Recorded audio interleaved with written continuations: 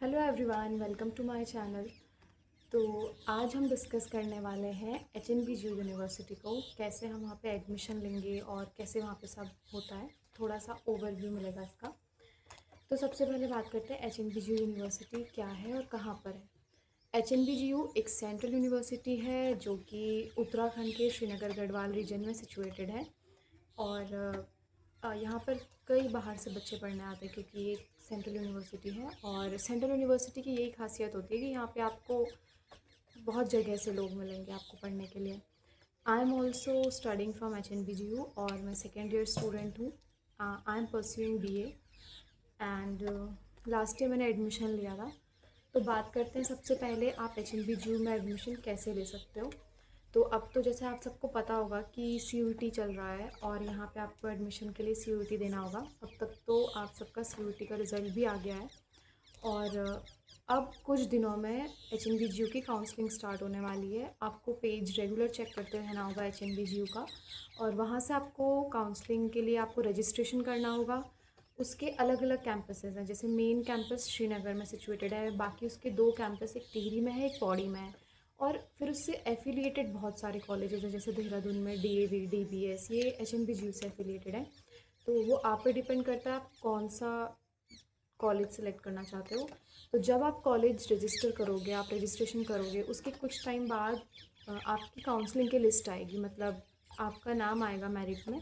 और फिर आपको काउंसलिंग के लिए कॉलेज जाना होगा, मतलब आपको अपने डॉक्यूमेंट वेरिफिकेशन के लिए कॉलेज जाना होगा और आपका एडमिशन कंफर्म हो जाएगा।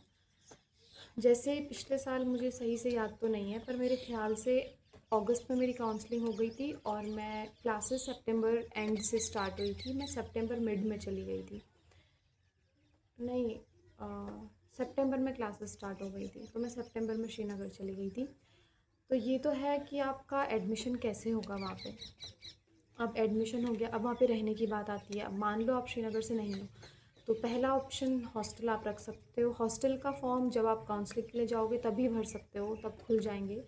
और हॉस्टल अक्टूबर तक अलॉट होते हैं, लाइक अक्टूबर तक आपको हॉस्टल मिलेंगे। उससे पहले अगर आप PG में रहना चाहो या फिर रूम लेना चाहो तो आप पे डिपेंड करता है आप कैसे रहना चाहते हो।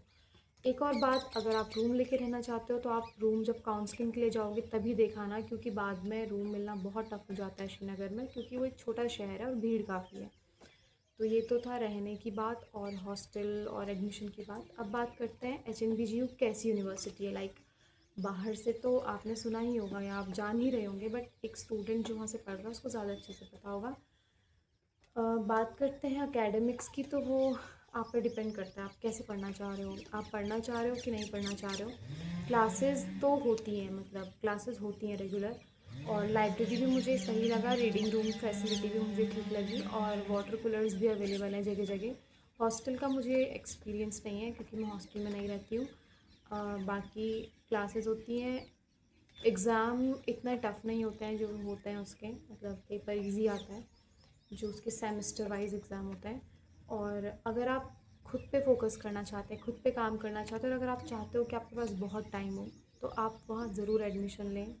पर अगर आप चाहते हो कि आप मतलब आप क्लासेस जाओ ना जाओ, आप पे डिपेंड करता है। आपको अपने काम करने हैं, आप पे डिपेंड करता है। आपको टाइम पास करना है, आप पे डिपेंड करता है। तो सब कुछ आप पे डिपेंड करता है। आत्मनिर्भर आपको वो कॉलेज बखूबी बना देगा। और नेता लोग आपको बहुत मिलेंगे हेल्प करने के लिए। जैसे एडमिशन के टाइम पे जाओगे तो नेता काफ़ी मिलेंगे, बल्कि वो आपके एडमिशन में भी हेल्प कर देंगे, हॉस्टल फॉर्म में, बहुत चीज़ों में हेल्प कर देंगे। तो ऐसा कुछ है।